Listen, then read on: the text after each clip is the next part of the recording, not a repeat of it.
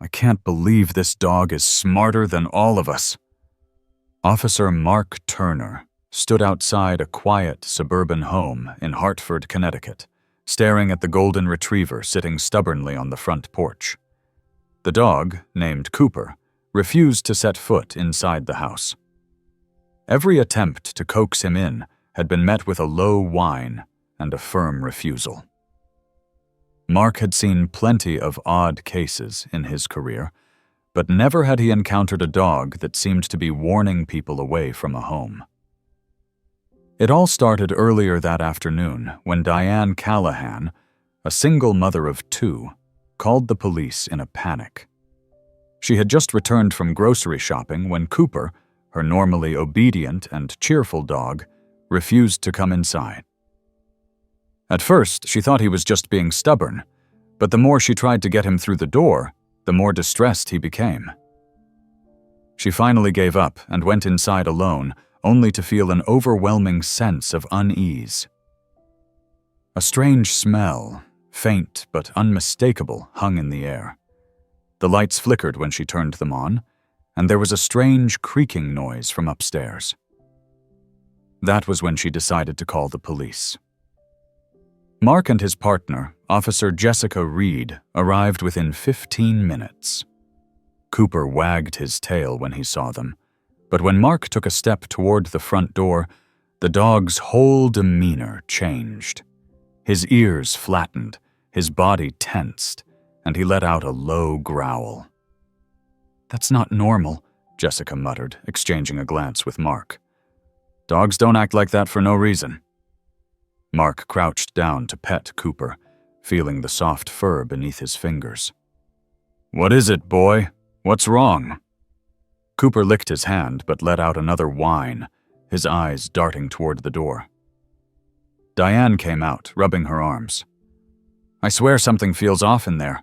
I thought maybe a gas leak or something, but I don't know." Mark glanced at Jessica. "We better check it out. Stay here with Cooper." Jessica nodded and pulled her flashlight from her belt. Mark stepped inside first, scanning the living room. It was a normal, cozy house. A plush beige couch, framed family pictures on the walls, a wooden coffee table with a stack of magazines. Nothing seemed out of place. But the air was thick, almost heavy. And then there was that smell. Faint, but just enough to make him uneasy. "Do you smell that?" Jessica whispered. Mark nodded, his hand resting on his holstered gun. "Let's check upstairs." They moved carefully, their footsteps light against the hardwood floor. Diane had said she lived alone with her 2 kids, who were both at school. There shouldn't have been anyone else inside. As they reached the top of the stairs, the creaking sound returned. It was slow, rhythmic, like footsteps. Mark's grip on his flashlight tightened. Jessica signaled for him to move toward the first door on the left. It was slightly ajar. He nudged it open with his foot and stepped inside. It was a child's bedroom, likely Diane's son's. Toys were scattered on the floor, and a blanket hung halfway off the bed. But nothing seemed out of place. Then he noticed the window. It was unlocked. Jessica moved to the next room. Diane's bedroom. She scanned the space quickly and was about to leave when she froze. Her flashlight beam landed on the closet door. It was open just an inch, and inside she could see the faint outline of a shoe. She slowly reached for the handle and yanked the door open. Nothing. Just a row of neatly hung clothes and a pile of folded blankets on the shelf. Jessica let out a slow breath. "I think we're just letting our imaginations run wild." Mark frowned. "Maybe, but that dog isn't reacting for no reason." They made their way back downstairs, but something still didn't sit right with Mark. The smell, the flickering lights, the creaking sound, Cooper's behavior. It all added up to something. He just didn't know what yet.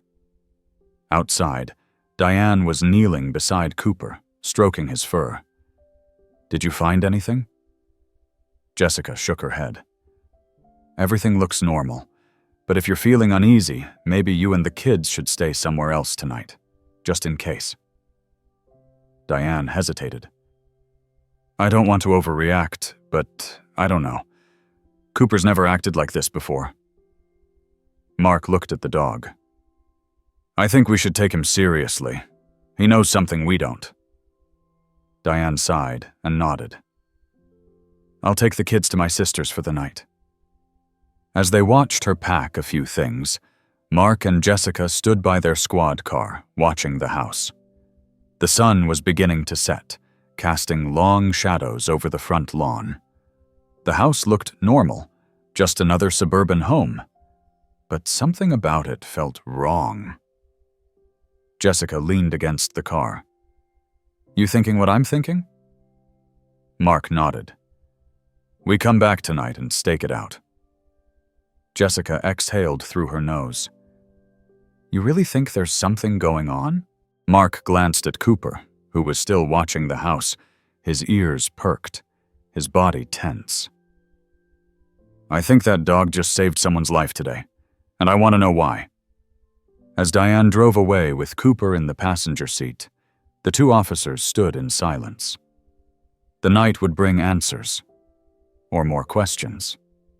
The neighborhood was quiet, the kind of silence that made every little noise feel amplified. Officer Mark Turner shifted in his seat, drumming his fingers against the steering wheel of the squad car. Beside him, Jessica Reed sipped from a thermos of coffee, eyes fixed on the darkened house across the street. They had parked a short distance away, just far enough to keep watch without drawing attention. The house was still. No movement, no flickering lights, just an eerie stillness under the glow of the street lamp. "How long do you think we're going to be out here?" Jessica muttered, checking her watch. "Diane and her kids are safe. We don't even know if there's anything to watch for." Mark exhaled through his nose. "I don't like leaving questions unanswered." Jessica sighed, but didn't argue. She knew Mark well enough to understand when he got a feeling about something, he didn't let it go. And truth be told, she felt uneasy too. Cooper's reaction hadn't been normal. Dogs had instincts people didn't, and she wasn't about to dismiss that just because they hadn't found anything yet. For the next hour, they watched. Mark kept his eyes on the windows, looking for movement, but the house remained dark. The occasional car passed through the neighborhood, but otherwise, it was still. Then, just past midnight, something changed. The front porch light flickered. Jessica sat up straighter. "Did you see that?" Mark nodded, reaching for his flashlight. "Yeah." They both watched, waiting for another sign of movement. A breeze rustled the leaves on the trees, and somewhere in the distance a dog barked. But the house remained unchanged. "Could just be bad wiring," Jessica suggested, though the tension in her voice betrayed her uncertainty. Mark hesitated, then made a decision. "Let's take a closer look." They stepped out of the car quietly, closing the doors without a sound. Their boots crunched lightly against the pavement as they moved toward the house, flashlights in hand. The air felt cooler than before, a chill settling over the night. They reached the front porch, pausing for a moment.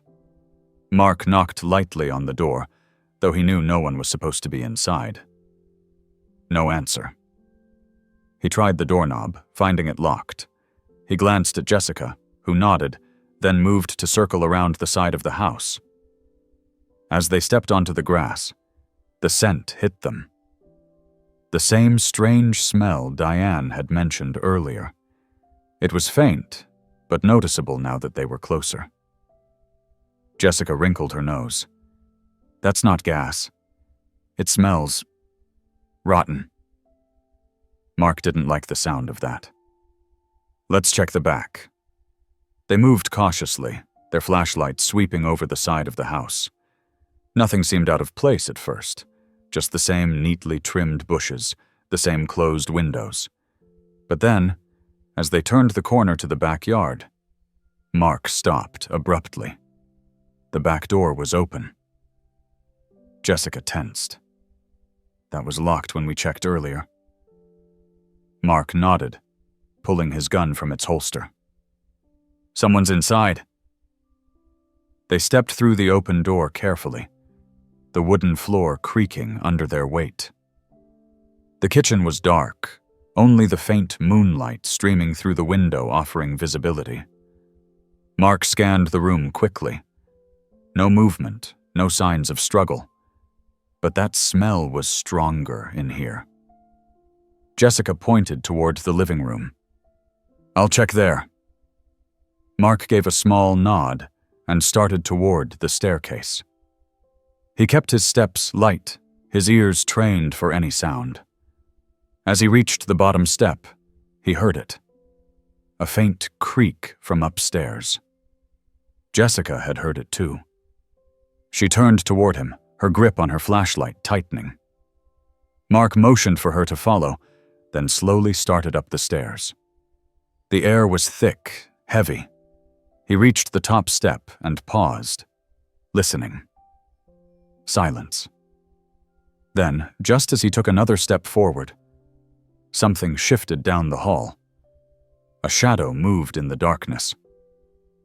Mark didn't hesitate. "Hartford PD! Come out with your hands up!" Silence. Jessica moved in behind him, her flashlight cutting through the shadows. "If someone's here, show yourself." Then came the sound of quick, shuffling footsteps. Running. Mark sprinted forward, Jessica close behind. The noise came from one of the bedrooms. He reached the door, pushed it open, and swung his flashlight around. Nothing. The window was wide open, the curtains swaying from the breeze. "They're gone," Jessica muttered, moving to the window. She shone her light down but saw nothing but the backyard below. Mark's jaw clenched. Whoever had been inside was watching the house. They hadn't taken anything. They hadn't ransacked the place. They had just been there. Jessica ran a hand through her hair. This just got a lot worse. Mark scanned the room again, his eyes landing on something on the floor. He crouched, picking it up carefully. A crumpled piece of paper. As he unfolded it, his stomach tightened. There was a single word written in messy, hurried handwriting. "Leave." Jessica stared at it. "We need to call Diane. Now." Mark nodded. They had more than enough reason to believe Diane and her kids were in danger. Cooper had sensed it before anyone else. And now, someone was making sure the warning was clear. As they moved quickly back downstairs, Mark couldn't shake the feeling that this was only the beginning. Whoever had been inside the house wasn't just some random intruder. They had a reason for being there. And Mark intended to find out why. Outside, the wind had picked up, rustling the trees. The street was still quiet, but the house no longer felt empty. Someone had been watching it. And they would be back. Diane's phone rang twice before she picked up, her voice groggy but alert. "Officer Turner?" "Diane, I need you to stay where you are.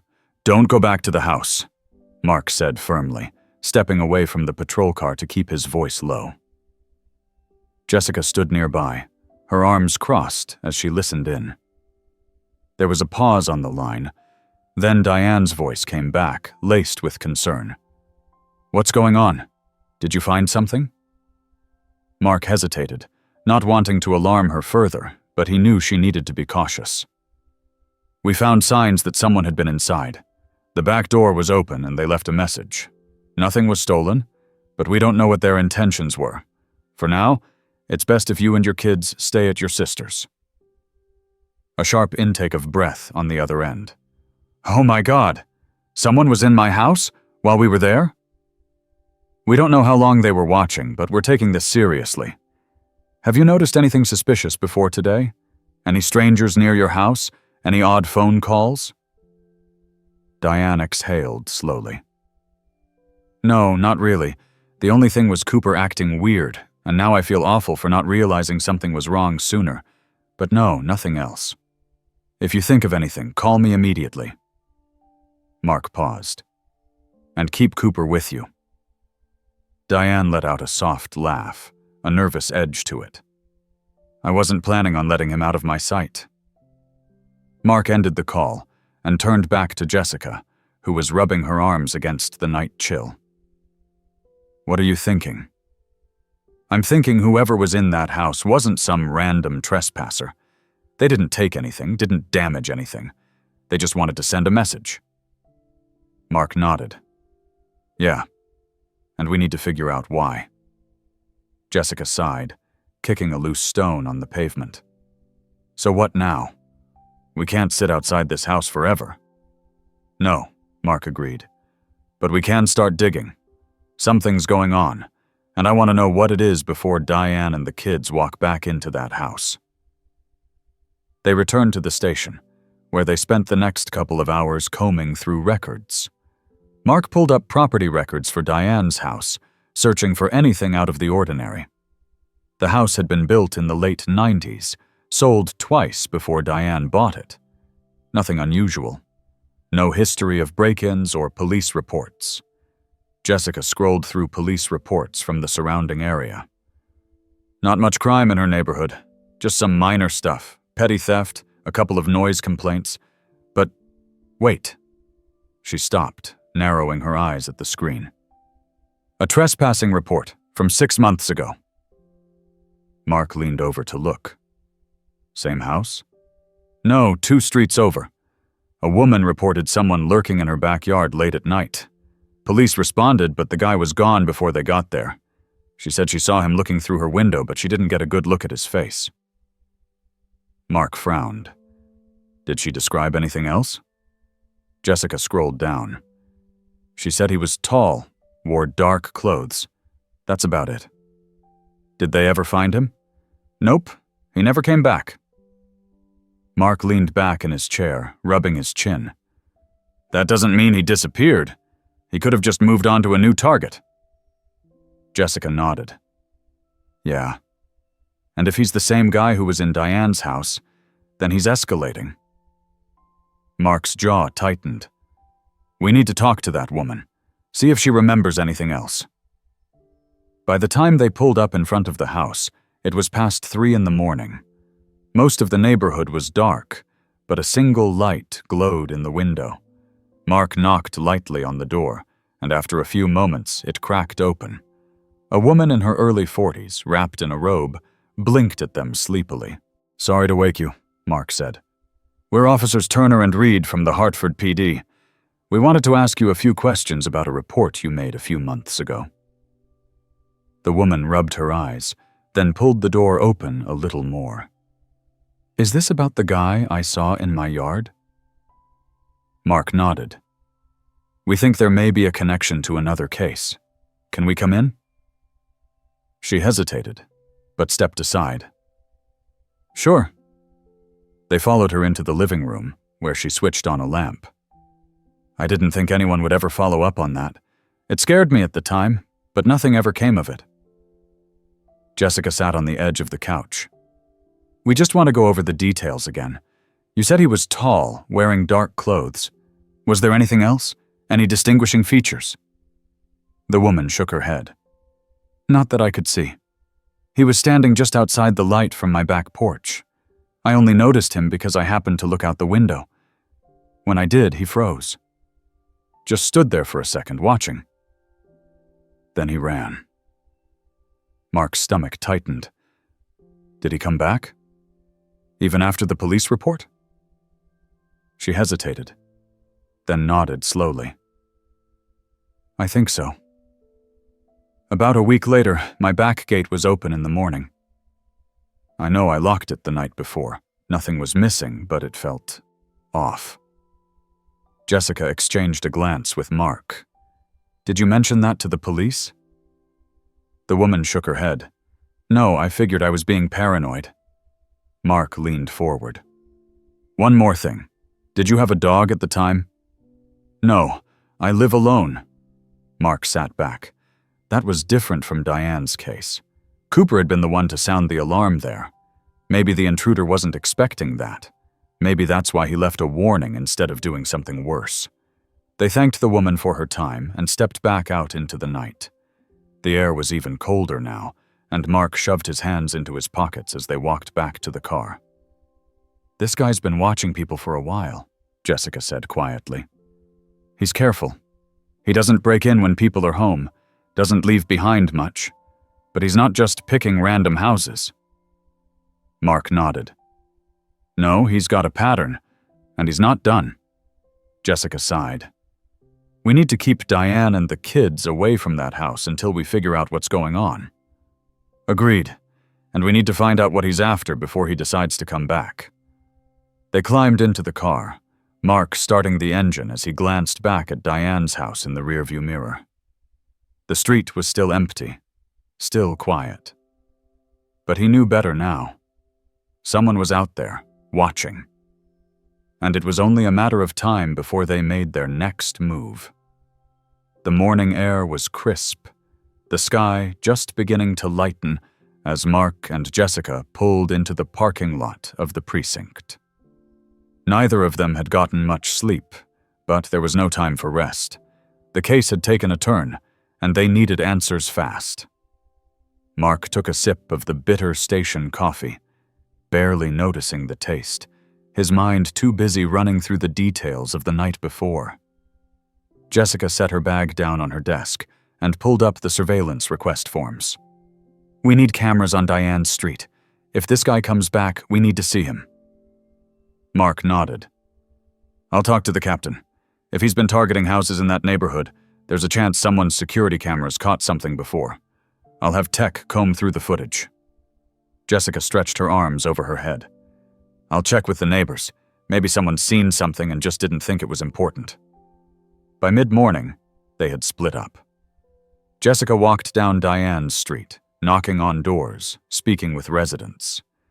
Most people hadn't noticed anything unusual, but an older man 2 houses down mentioned something interesting. Now that you mention it, I did see a guy a few nights ago.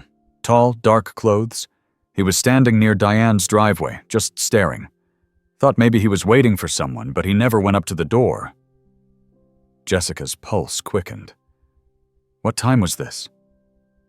The man scratched his chin. Close to midnight. I only noticed him because I let my dog out before bed. Did you see where he went? Walked down the street, but I lost sight of him. Didn't think much of it. Jessica thanked him and moved on. It was confirmation that the intruder had been watching Diane's house for longer than just last night. She called Mark and filled him in. Good work. I just got access to traffic cam footage from the intersection near her street. I'm heading to the tech room now to review it. Jessica met him back at the station, where they sat in a dark room, watching hours of footage. It was tedious, scanning for anything unusual, but just after midnight, something caught their eye. A figure walking toward Diane's house, then stopping near her driveway. He didn't approach the door, just stood there, watching. Mark leaned forward. Can we zoom in? The tech officer tried, but the quality was too grainy to make out any defining features. Jessica sighed. So we know he was there, but we still don't know who he is. Mark rubbed his temples. We're missing something. Why Diane's house? Why now?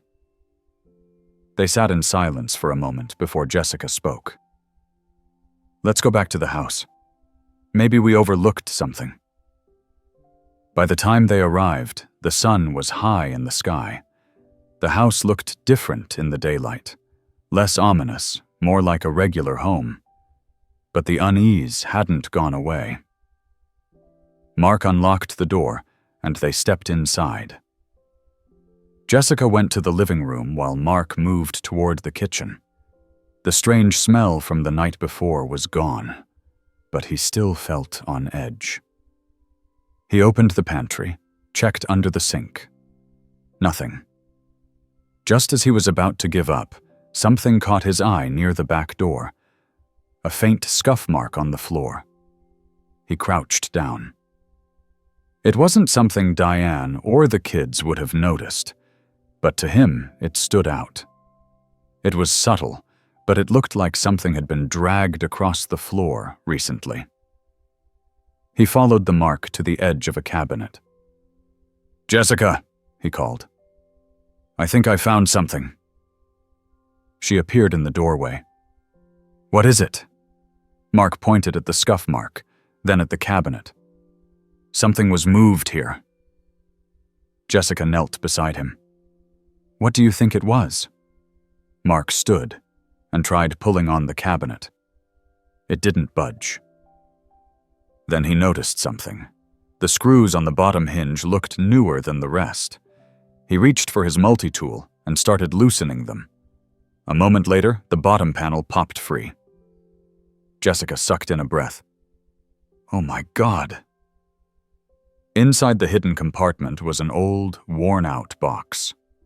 Mark lifted it carefully and set it on the kitchen table. The wood was aged, the edges slightly chipped. He opened the lid. Inside were several faded documents, a few old photographs, and a small leather-bound notebook.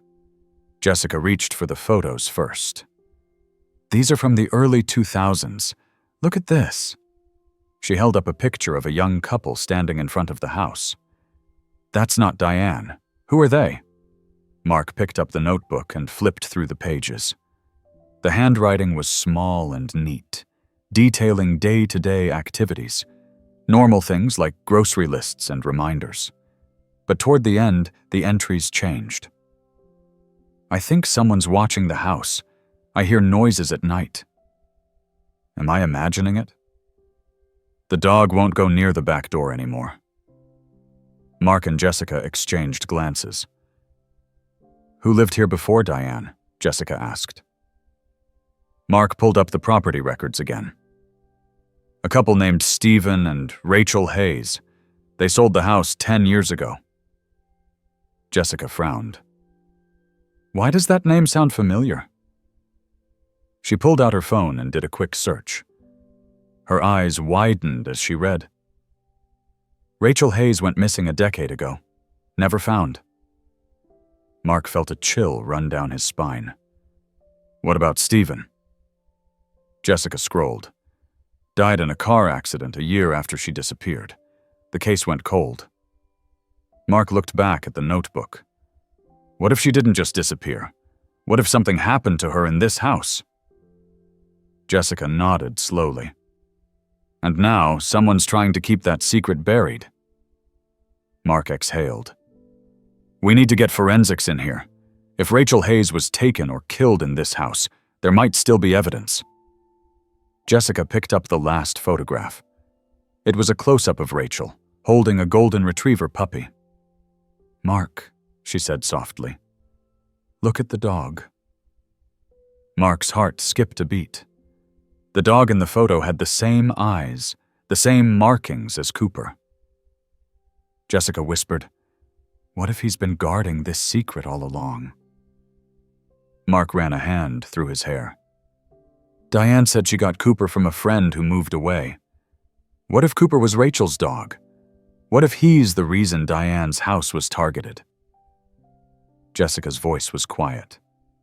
"And what if the person who took Rachel is still out there, watching, waiting, making sure no one finds out the truth?" The house suddenly felt colder, the air heavier.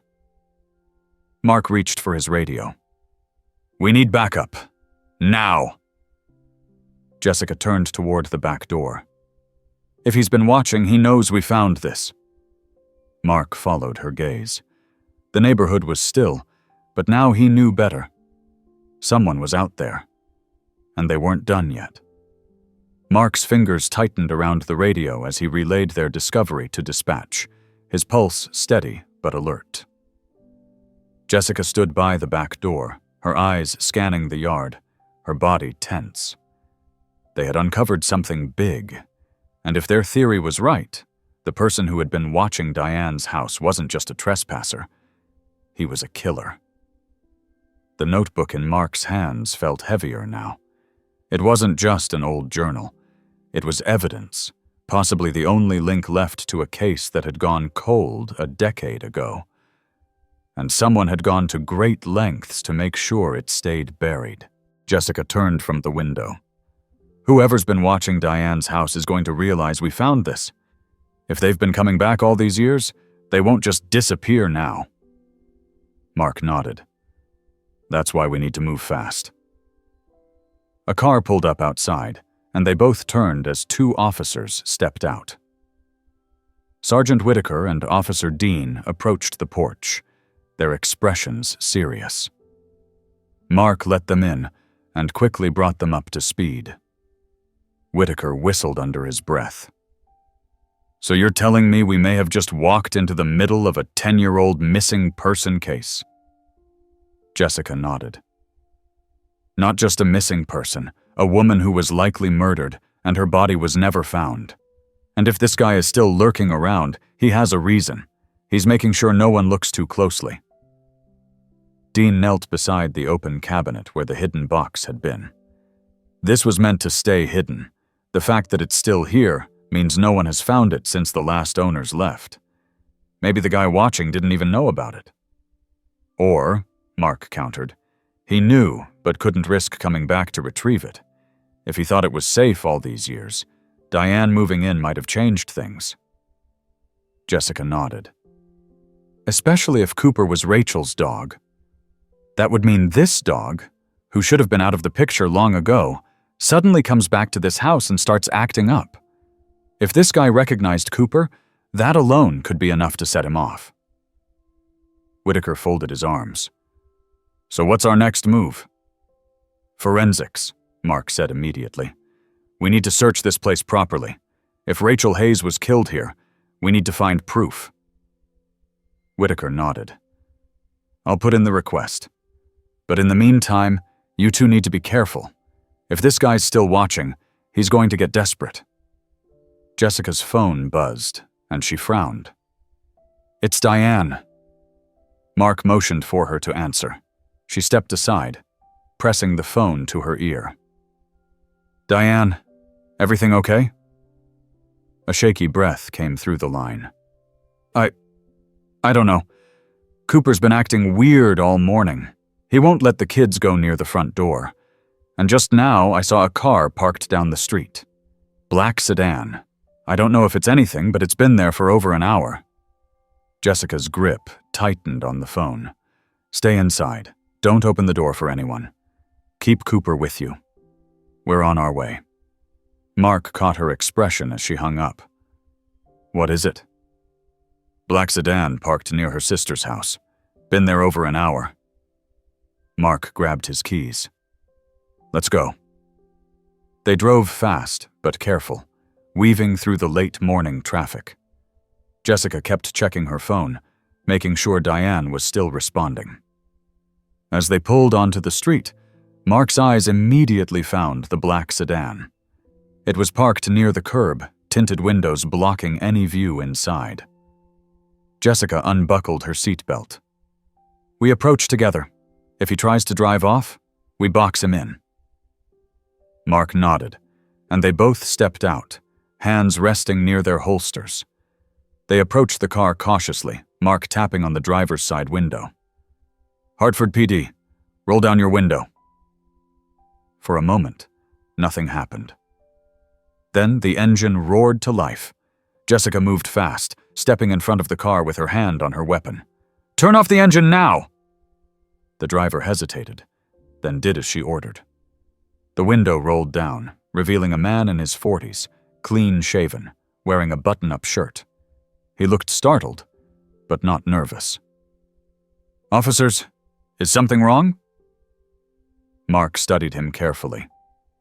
Mind telling us what you're doing parked outside this house for over an hour? The man frowned.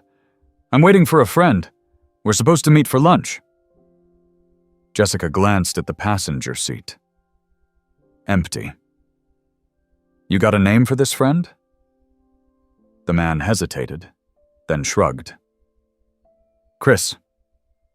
Mark exchanged a glance with Jessica. Chris who? The man exhaled. Look, I don't know what this is about, but I'm not doing anything illegal. I was just waiting for my buddy. Jessica stared him down. Step out of the car.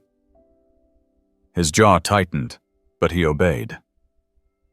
Mark walked around to the passenger side, opening the door and glancing inside. Nothing unusual. No weapons, no suspicious items. But something still felt off. Jessica ran his ID. Car's registered to a Ronald Miller. No outstanding warrants. No record. Mark folded his arms. Ronald, do you live around here? The man shook his head. No, I'm from out of town. Visiting. Visiting who? Another hesitation. A friend. Mark didn't buy it. Funny, you just said you were meeting a friend for lunch. Now you're visiting a friend. Which is it? Ronald swallowed. Both. Look, officers, I don't want trouble. I'll leave. Jessica stepped closer. You been to this neighborhood before, Ronald? His expression darkened for just a second. A flicker of something beneath the surface. But then it was gone, replaced by forced calm. No, Mark made a decision. We're going to have your car towed for further inspection. We have reason to believe you may have been stalking a resident here. Ronald tensed. You can't do that. We can, Jessica said. And we will. His mask cracked then, just for a moment. A flash of frustration, a clenched jaw. But he didn't resist, as Mark radioed for a tow truck. When it arrived, Ronald watched in silence as his car was hooked up. Mark and Jessica both noticed how his fingers twitched, how he kept glancing toward Diane's house. And that was enough to confirm their suspicion. As the car was taken away, Ronald sighed. I don't know what you think you're doing, but you're making a mistake. Jessica tilted her head. That so? He nodded, looking at her with a strange sort of amusement. Yeah, you're too late. Mark's spine went rigid. What do you mean? Ronald just smiled. You'll find out soon enough. Mark grabbed him by the arm, pulling him toward the squad car. We're bringing you in for questioning. Ronald didn't fight it. If anything, he looked pleased. And that sent an uneasy feeling through Mark's gut. As they drove him to the station, Jessica stared at him through the rearview mirror. He's hiding something. Mark nodded. Yeah. And we need to find out what before it's too late. Mark sat across from Ronald Miller in the interrogation room, the air thick with tension. The man had been silent since they arrived at the station, his arms resting on the table, his fingers tapping an uneven rhythm against the metal surface. Jessica stood by the wall, arms crossed, watching him closely. Mark leaned forward. You want to start talking now, or should we keep playing this game? Ronald smirked, tilting his head slightly. You act like I'm some kind of criminal. I was just sitting in my car, didn't know that was against the law. Mark's eyes stayed locked on him. You were watching that house, the same house where we just uncovered a hidden box connected to a missing persons case. And you've been lurking around for more than an hour. Now, tell me, Ronald, what exactly were you waiting for? Ronald chuckled under his breath, shaking his head. I think you're reaching, officer. Jessica pushed off the wall, stepping closer. No, I think we've barely scratched the surface. Let's talk about Rachel Hayes.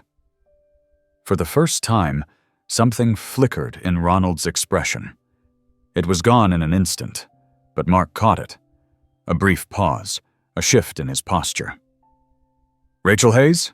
Ronald repeated, voice controlled. Never heard of her. Jessica slid a photograph across the table. The old picture they had found in the hidden box, the one of Rachel standing in front of the house, smiling with a golden retriever puppy in her arms. That's funny, Jessica said, voice casual. Because she lived in the house you were watching, and she disappeared 10 years ago. Ronald's fingers stopped tapping. His eyes flicked to the picture, just for a second, before he leaned back in his chair. So what? Lots of people go missing. Mark didn't break eye contact. We found her notebook, Ronald. She was scared. She wrote about someone watching her, stalking her. And now, here you are, sitting outside her house a decade later. What are the odds? Ronald let out a slow breath. You don't have anything on me. I was just sitting in my car. Mark drummed his fingers on the table, thinking. You ever own a dog, Ronald? Ronald's jaw tightened just slightly. No. Jessica stepped in. You sure about that? Because we've got reason to believe Rachel's dog is still alive. And if he recognizes you... Ronald laughed. It was short, hollow. You're basing this whole thing on a dog? That's your big lead? Mark didn't flinch. We've got more than that.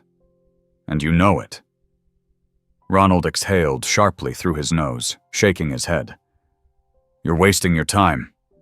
I want a lawyer. Jessica and Mark exchanged glances. They had pushed him, but he wasn't breaking. At least, not yet. Mark stood, grabbing the photograph from the table. We'll be seeing you again soon. Outside the interrogation room, Jessica ran a hand through her hair. He knows something. Yeah, Mark said, jaw tight. And we need to find out what before he gets the chance to disappear. Whitaker approached them, holding a manila folder. Forensics just called. They finished processing the hidden box. Jessica took the file, flipping it open. Anything? Whitaker nodded. The notebook had partial prints. Some matched Rachel Hayes, but there's a second set. No match in the system, but they're recent. Someone else touched that notebook not too long ago. Mark exhaled. Could be Ronald. Could be someone else, Whitaker countered. But here's the kicker. There was also a small key taped to the inside of the box lid. Looks old. Forensics ran it, and it's a match for a storage facility just outside town. The unit it belongs to was rented under Rachel Hayes' name. It's still active. Jessica's brows furrowed. How is it still active if she's been missing for 10 years? That's the thing, Whitaker said. Payments are still being made, automatically withdrawn every month from an unknown account. Mark's pulse quickened. Someone's keeping that storage unit open. Jessica closed the folder. Then we need to find out why. The drive to the storage facility took 20 minutes. The place was quiet, a long row of metal doors lining both sides of the lot. The manager, an older man with a clipboard, led them to the unit number that matched the key. Been paying on time for years, the manager said, rubbing his chin. Never seen anyone come by, though. Jessica inserted the key and turned. The lock clicked open, and Mark pulled the door up. Inside, the unit was filled with old furniture, stacks of boxes, and an aging wooden chest in the corner. Jessica moved toward the chest while Mark checked the shelves. Dust covered most surfaces, but some areas were disturbingly clean, like they had been touched recently. Jessica flipped open the chest and froze. Mark! He turned, stepping closer.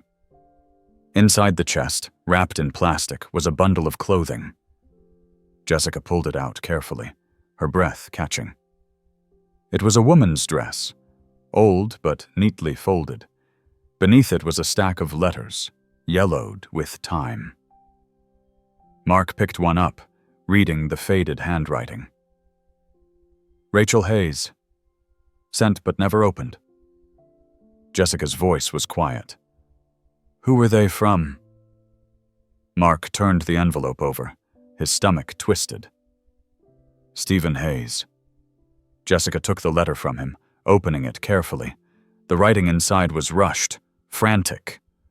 "Rachel, please, I know you're scared, but we need to talk. He's not going to stop. I'm doing everything I can, but I need you to trust me. Don't go back to the house. If you get this, call me." Mark's grip tightened on the paper. Stephen knew she was in danger, and he knew who was after her. Jessica's voice was barely above a whisper, but she never got the letters. A rustling sound made them both turn. Mark's hand went to his holster, but it was just the wind outside. The lot was still empty. Jessica exhaled. "We need to get all of this back to the station." Mark nodded. "And we need to figure out who's been keeping this storage unit open. Someone didn't want this evidence found." They packed everything up, securing it in evidence bags before heading back to the car. As Mark pulled onto the road, his phone buzzed. A text from Whitaker. "Ronald just made bail. He's gone." Jessica read over his shoulder. "He's running." Mark gripped the wheel tighter. "Yeah, but we're going to catch him." The sun dipped lower in the sky as they sped back toward the station. The case was breaking open, but they weren't the only ones chasing the truth. Somewhere out there, the man responsible for Rachel Hayes' disappearance was still watching, still waiting. And he wasn't done yet. Mark clenched his jaw as he weaved through traffic, gripping the steering wheel tightly. Jessica sat beside him, scrolling through the police database on her phone, her expression tight with frustration. Ronald Miller had posted bail and vanished. That meant someone out there wanted him free, and they had the means to make it happen. "No way he pulled that kind of money together on his own," Jessica muttered. "Someone helped him. Someone who wants him on the outside." Mark nodded, his mind racing. He knew we were getting close. That smirk he gave us, that wasn't just confidence, that was certainty, like he knew he had an escape plan the whole time. Jessica's phone buzzed with an incoming call. "It's Whitaker." She put it on speaker, and Whitaker's voice came through the car's speakers. "We checked Ronald's apartment. Cleaned out. It's like he was never there. No phone, no laptop, nothing." Mark exhaled sharply. "Someone wiped him off the map." "It gets worse," Whitaker continued. "The prints from the notebook? We got a partial match, but not for Ronald. They belong to a man named Lucas Grant." Jessica frowned. "That name isn't in our system. Who is he?" "That's the thing. Lucas Grant doesn't have an arrest record, but you know what he does have? Bank accounts linked to a series of offshore transfers, and guess who one of those accounts has been paying for the last 10 years? Mark already knew the answer. "The storage unit." "Bingo," Whitaker said. "Rachel Hayes' storage unit has been funded by a bank account tied to Lucas Grant." Jessica's eyes widened. "So this guy isn't just some random name. He's been involved all along." Whitaker sighed. "There's more.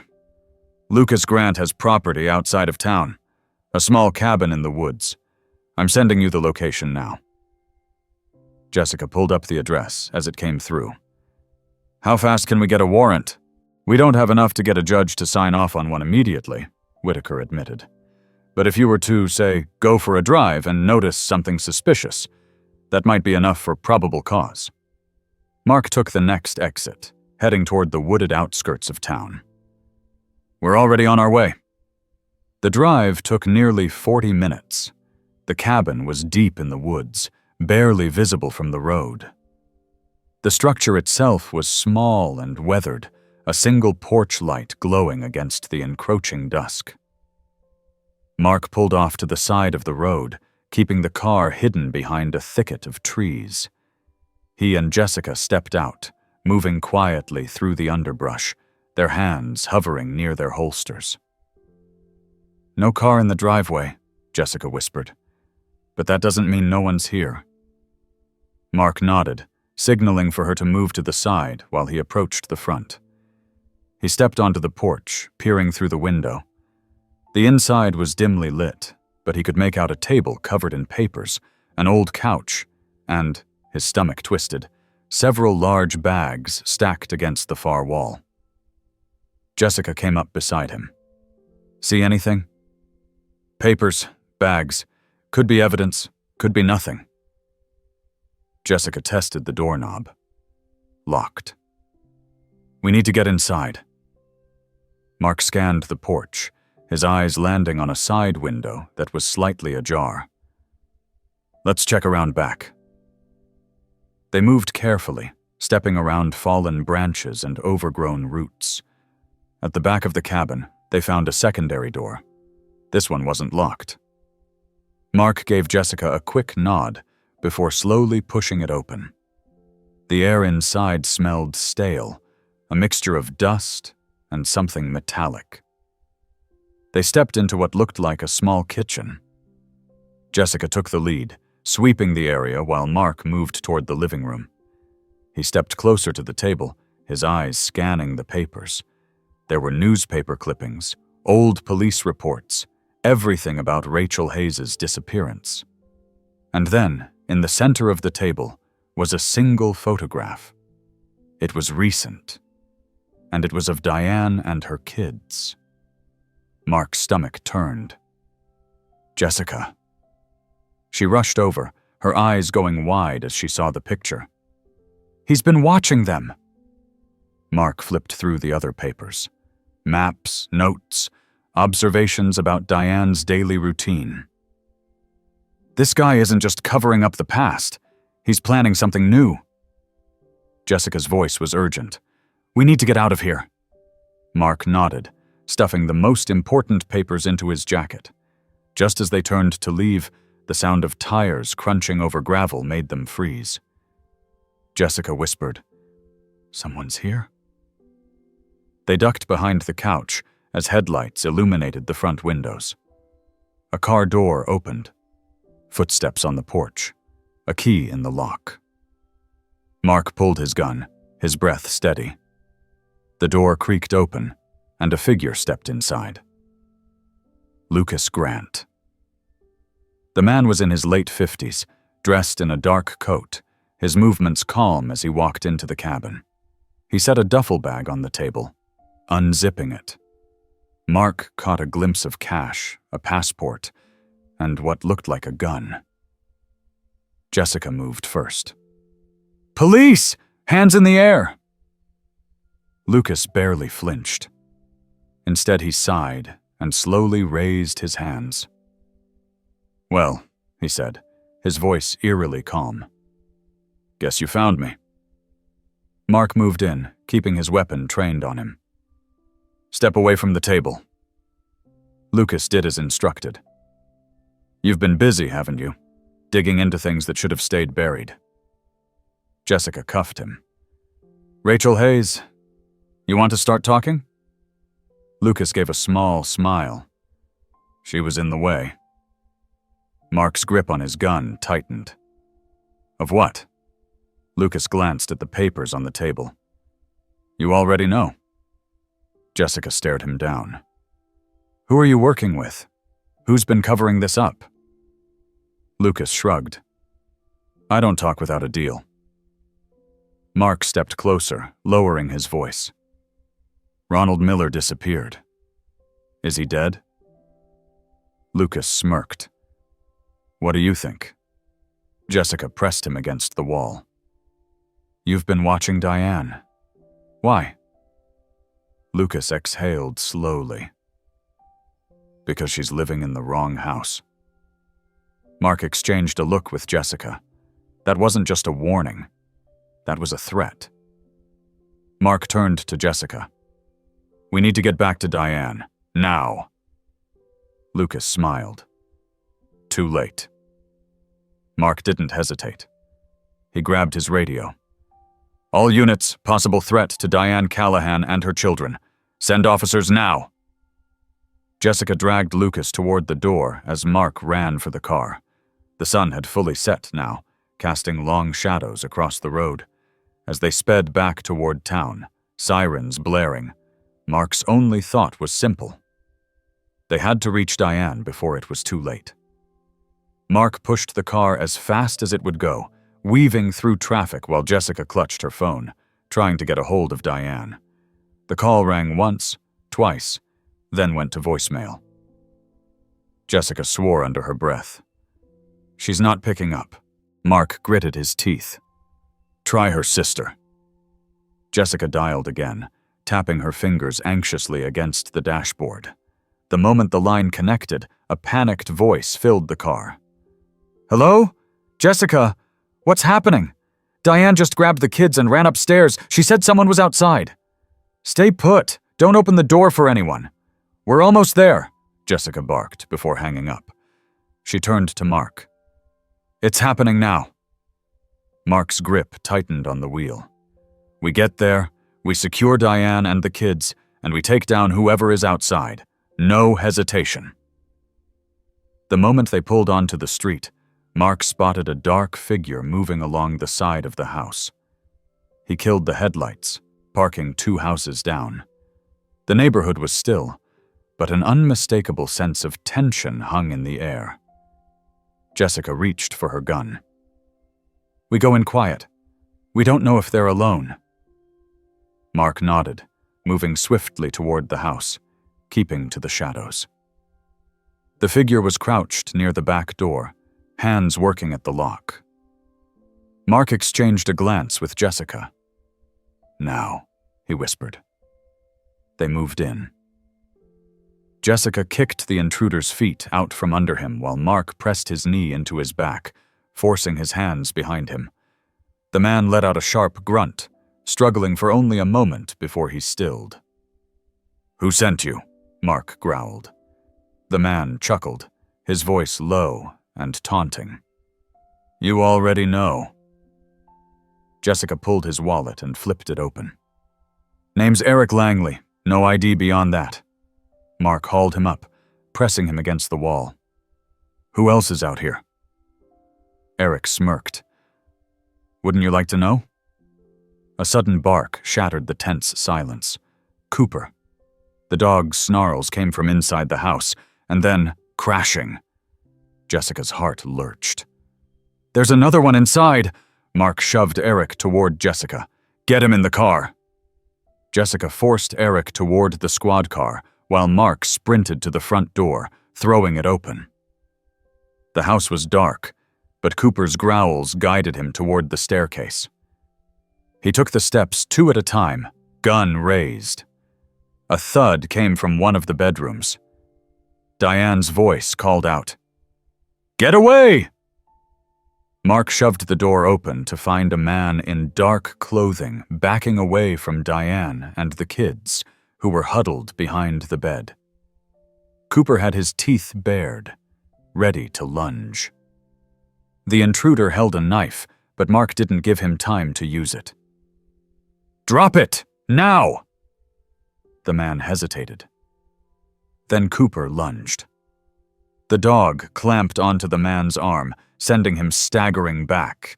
He let out a yell, dropping the knife. Mark rushed in, pinning him down as Cooper released his grip. Barking furiously, Jessica burst in a second later. Eric's secure. You good? Mark tightened the cuffs around the intruder's wrists. Yeah, thanks to Cooper. Diane pulled the kids closer, her breath shaky. What is happening? Who are these people? Mark glanced down at the man on the floor. We're about to find out. They dragged both suspects back to the station, locking them in separate interrogation rooms. Jessica dropped Eric into a chair, while Mark tossed the second man, identified as Henry Dorsey, into another. Both men had the same smug confidence, like they knew something Mark and Jessica didn't.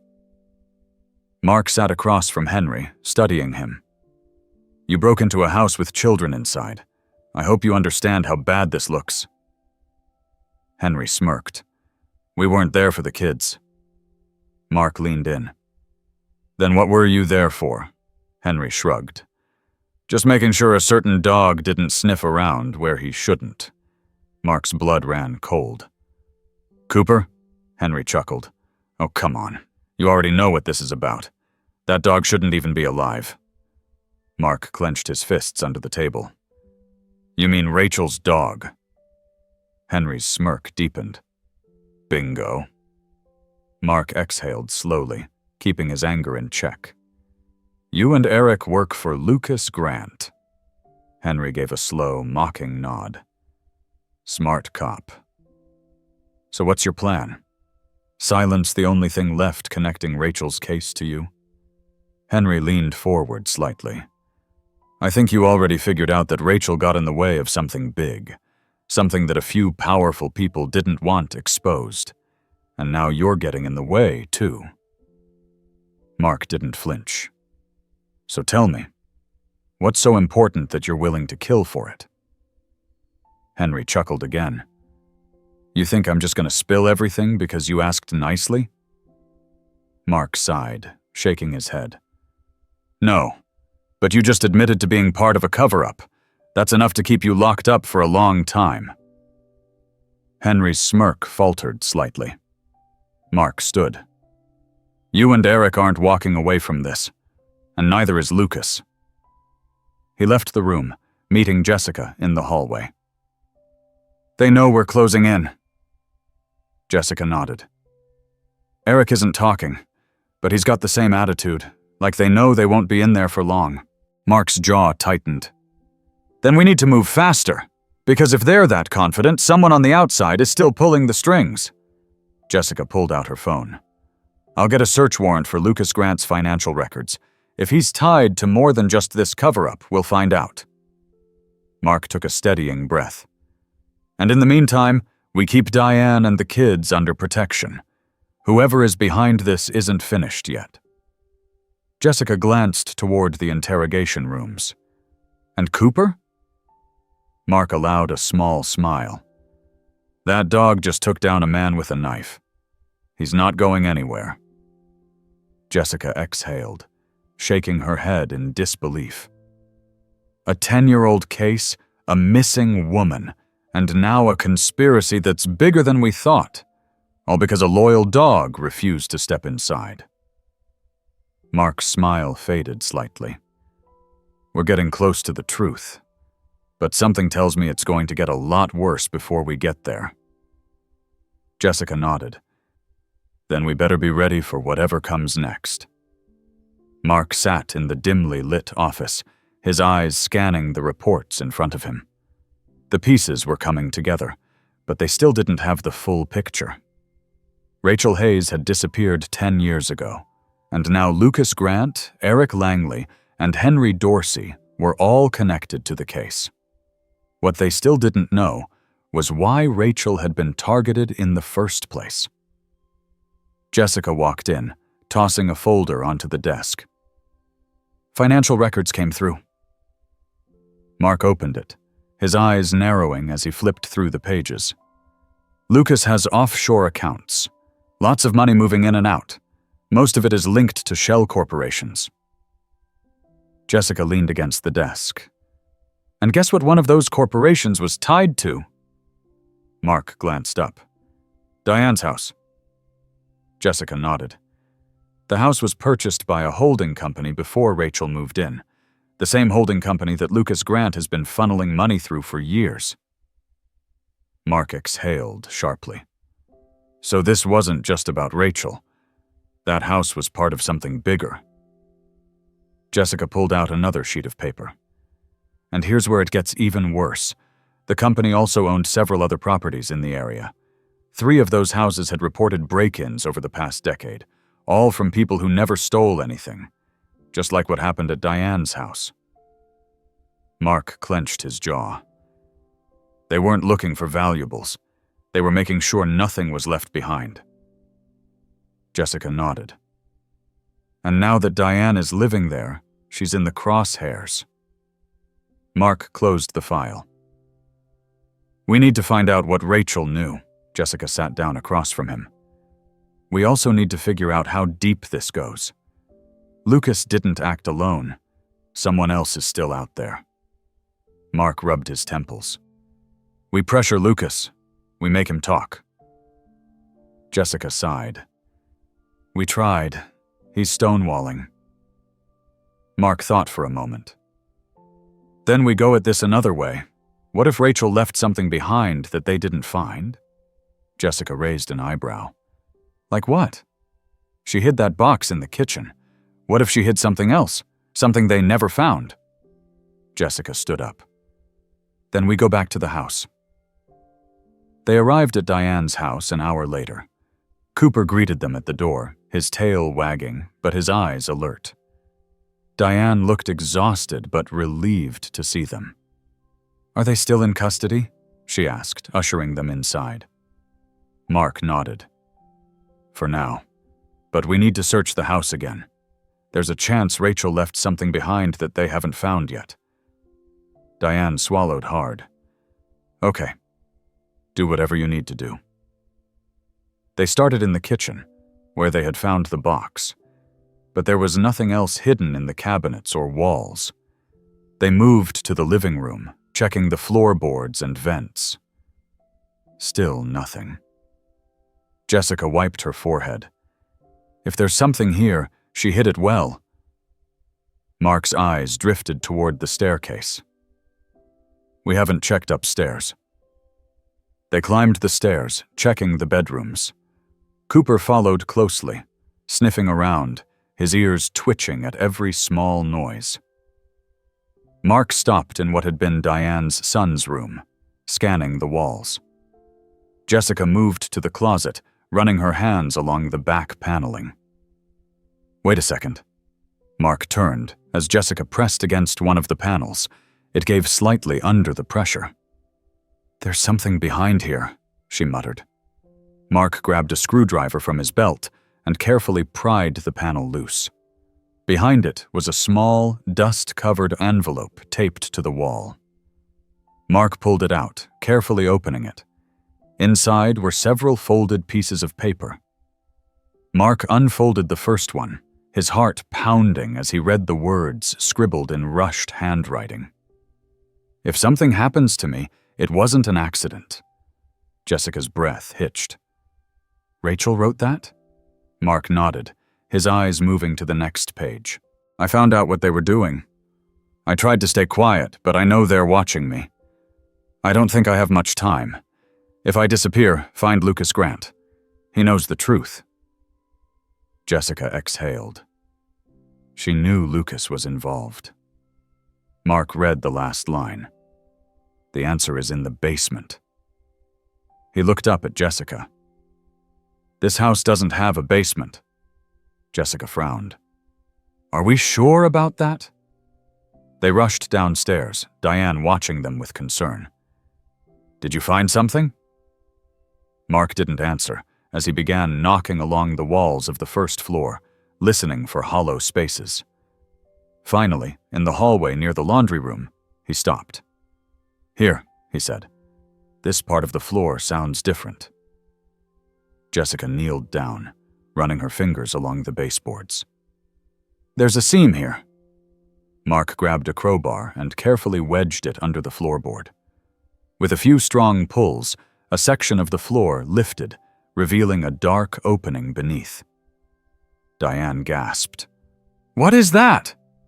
Mark grabbed a flashlight and aimed it inside. A narrow staircase led downward into darkness. Jessica looked at Diane. Stay up here. Mark descended first, Jessica right behind him. The air was damp, the space unfinished. The basement wasn't large, but it was clear that no one had been down here in a long time. Dust covered everything, and the scent of mildew filled the air. Then, Mark saw it. Against the far wall, barely visible in the dim light, was an old metal filing cabinet. Jessica stepped closer. Rachel wasn't looking for personal protection. She was gathering evidence. Mark pulled the top drawer open. Inside were folders, all neatly organized. He grabbed one and flipped it open, his eyes scanning the contents. Bank statements, property deeds, offshore transfers. Jessica grabbed another. This is a list of names. Mark took it, his heart hammering. The list was long, filled with people they didn't recognize, until one name stood out. Lucas Grant. Jessica's voice was tight on. These are payouts, money moving between different accounts. Mark flipped through another folder. This wasn't just about Rachel. This was about something much bigger. Jessica pulled out one last folder and opened it. Her face paled. Mark. Mark looked over her shoulder. Inside was a collection of photographs. Photographs of people. Some of them were Rachel. Others were strangers. But one of them was Diane. Mark's blood ran cold. They've been watching her for longer than we thought. Jessica turned to him. We need to get this back to the station. Now! They carefully gathered everything, making sure not to leave anything behind. As they climbed out of the basement, Diane's eyes were wide with fear. What did you find? Mark hesitated, then handed her one of the photos. They've had their eyes on you for a long time. This isn't just about Rachel anymore. Diane's hands trembled as she looked at the photo. Why? Why me? Jessica glanced at Mark. We're going to find out. As they loaded the evidence into their car, Mark's phone buzzed. It was Whitaker. We've got a problem, Whitaker said. Lucas Grant just made bail. Mark's stomach sank. That's impossible. He was being held without bond. Whitaker's voice was tense. Not anymore. Someone pulled strings, and he's already gone. Jessica closed her eyes briefly, then looked at Mark. He's not going to run. Mark nodded grimly. No, he's going to finish what he started. As they pulled out of the driveway, Mark checked the rearview mirror. The street was quiet, but something told him that wouldn't last for long. The people behind this weren't done yet, and now that they had uncovered the truth, they were officially in the crosshairs. Mark tightened his grip on the wheel. This wasn't over. Mark's hands gripped the steering wheel tighter as they sped back toward the station, Jessica flipping through the files they had just uncovered. Diane sat in the back seat, holding Cooper close, her face pale with worry. The streetlights flashed past them, illuminating the urgency in Jessica's eyes. There's enough in these files to put Lucas Grant away for good, Jessica said. But he's not the real problem. Someone just got him out, and they did it fast. That means they've got power. More than we realized. Mark's jaw tightened. And now that they know we have this evidence, they'll be coming for it. Diane's voice was quiet, but firm. Then we need to make sure it gets somewhere safe. Jessica turned slightly, glancing at Diane. You should go into protective custody. They already targeted your house once. Diane nodded, stroking Cooper's head absent-mindedly. I won't put my kids in danger. Do whatever you have to do. Mark pressed the gas pedal harder. We'll set you up somewhere secure, but first we need to process these files.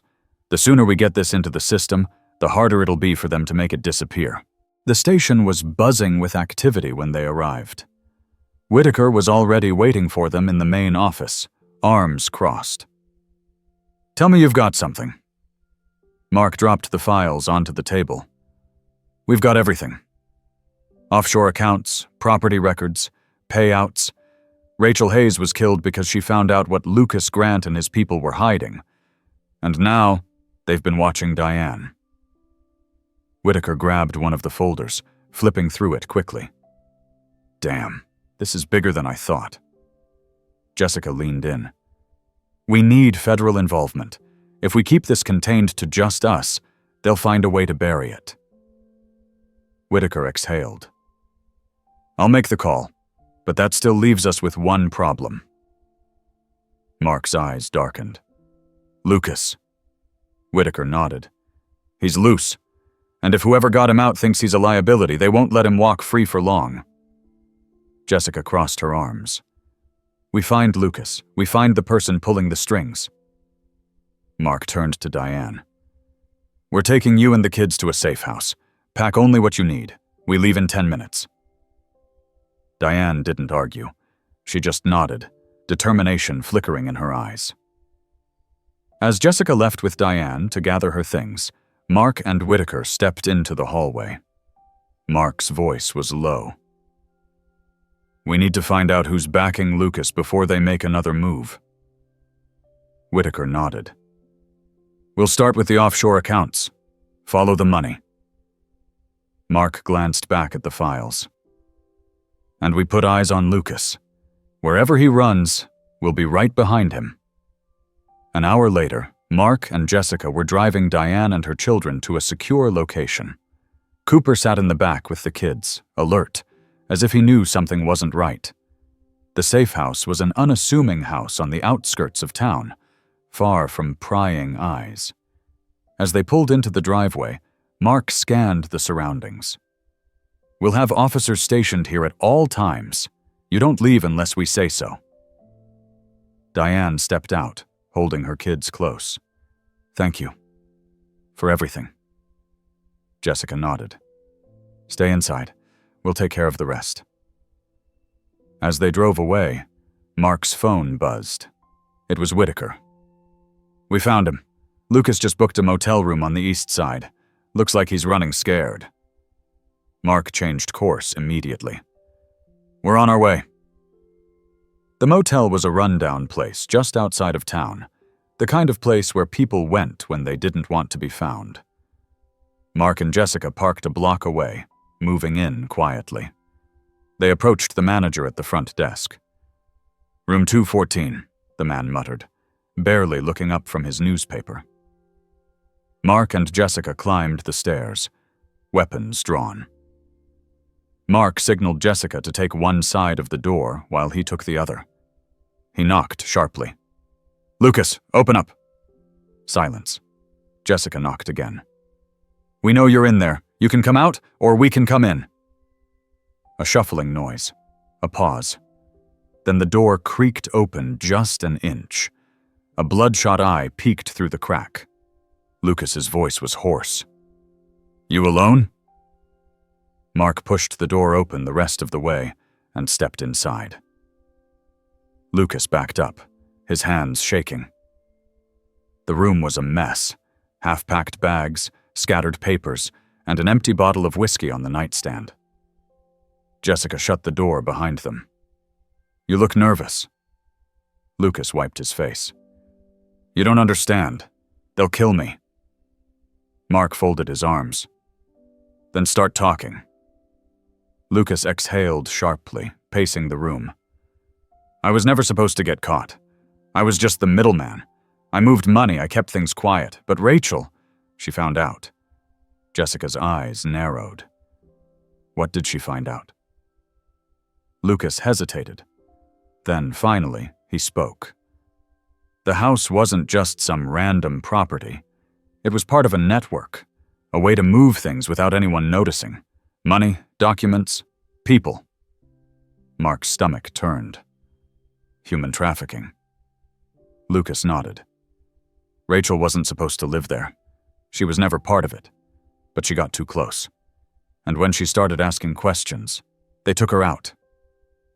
Jessica's voice was sharp. Who? Who gave the order? Lucas shook his head. I don't know names, just that it goes high. Higher than me, higher than you. These people, he swallowed. They own everything. Mark's jaw tightened. Then why let you live? Why get you out of jail? Lucas's hands trembled. Because I'm still useful. Because I know where the final ledger is. The one that names names. Jessica stepped closer. And where is it? Lucas's breath was ragged. I was going to get it, bring it to them, but now if I do that, I'm dead anyway. Mark's voice was low and firm. Then bring it to us. Lucas hesitated. Then he nodded.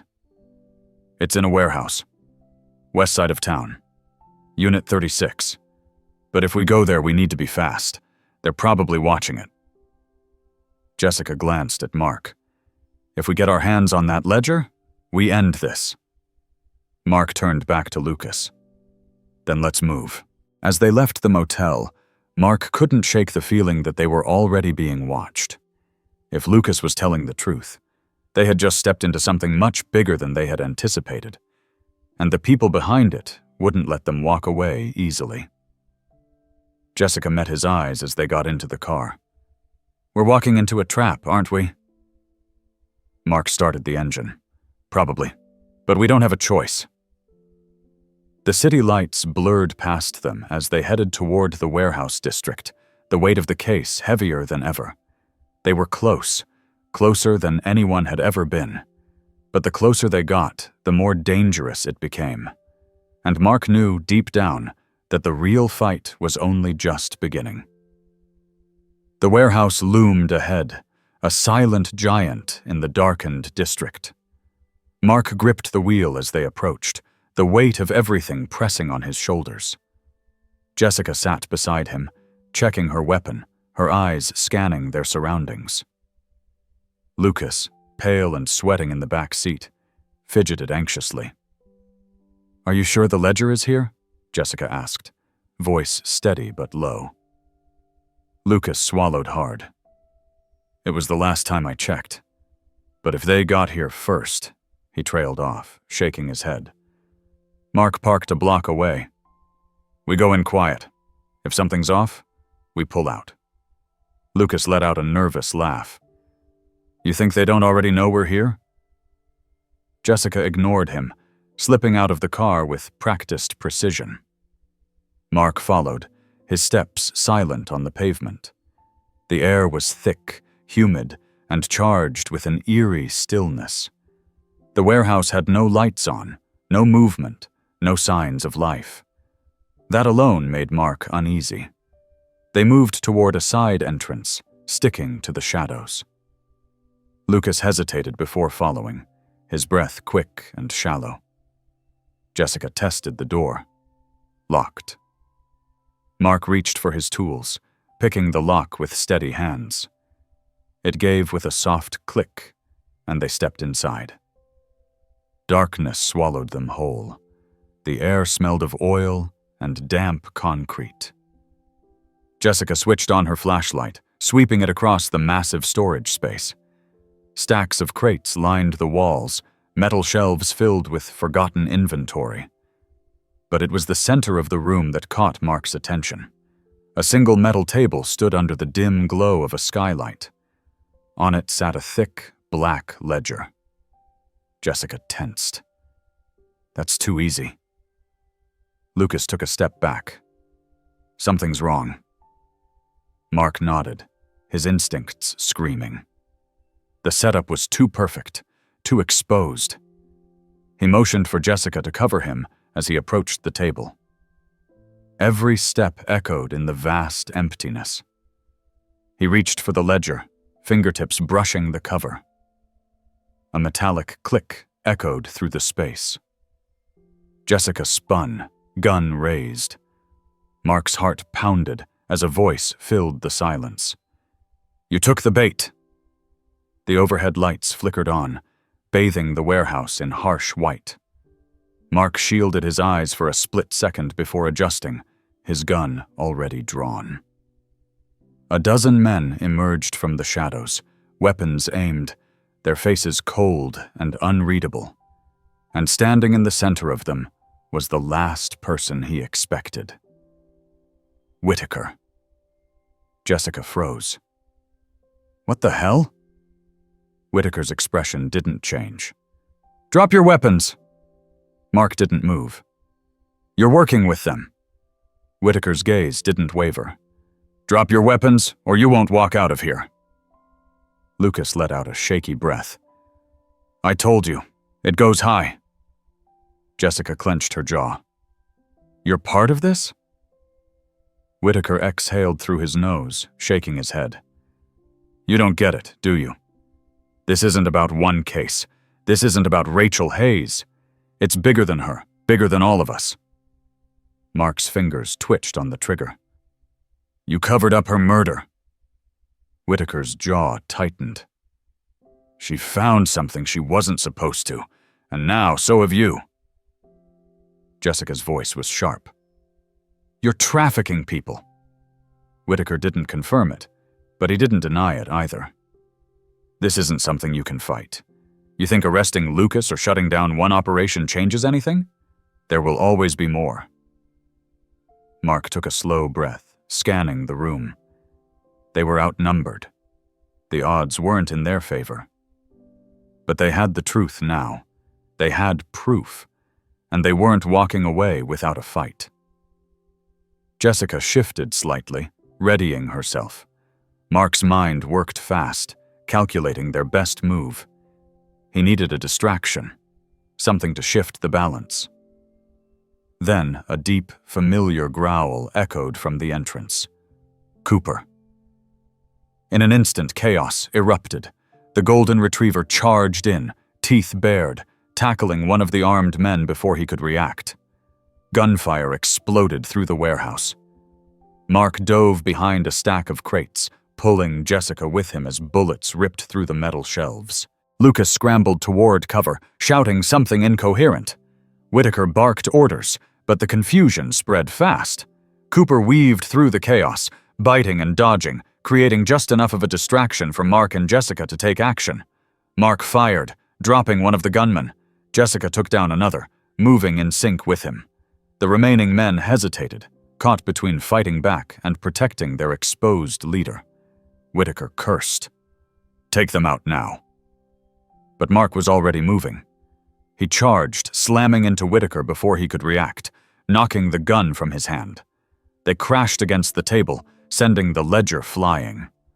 Mark swung, landing a hard punch to Whitaker's jaw, but the older man recovered fast, driving his knee into Mark's ribs. Jessica fired again, taking down the last standing gunman. Lucas, still crouched near the crates, shouted, "We need to go, now!" Cooper growled, keeping Whitaker pinned as Jessica grabbed the ledger. Mark fought to catch his breath, standing over his former superior, blood dripping from a cut on his temple. Whitaker glared up at him. "You have no idea what you've done." Mark holstered his gun.